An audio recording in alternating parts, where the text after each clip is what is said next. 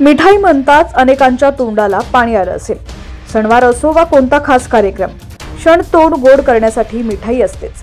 पण कितीही आवडत असली तरी दररोज कुणी मिठाई खात नाही किंवा मिठाई खरेदीसाठी मिठाईच्या दुकानात जात नाही।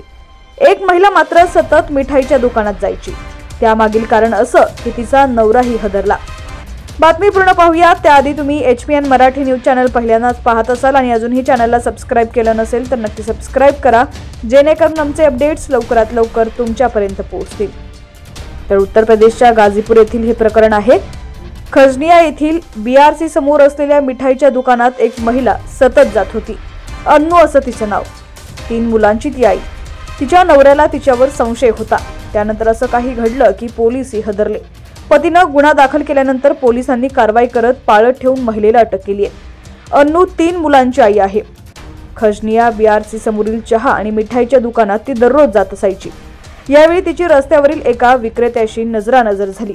त्यानंतर ती त्याच्या प्रेमात इतकी वेडी झाली की जुलै महिन्यात ती घरच्यांना न सांगता आठवडाभर पळून गेली।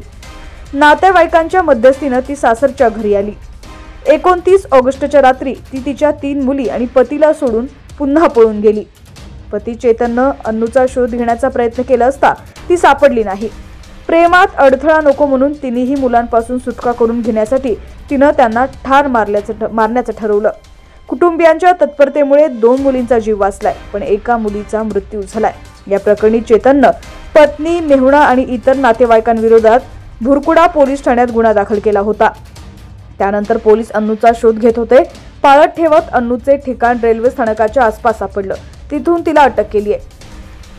तरावती पोलीस ठाण्याचे प्रमुख म्हणाले की पाळत ठेवलेल्या माहितीवरून अन्नूला अटक करण्यात आलेली आहे। चौकशीत तिनं प्रियकराच्या सांगण्यावरून आपल्या 3 मुलींना मारण्याचा प्रयत्न केल्याचं कबूल केलंय।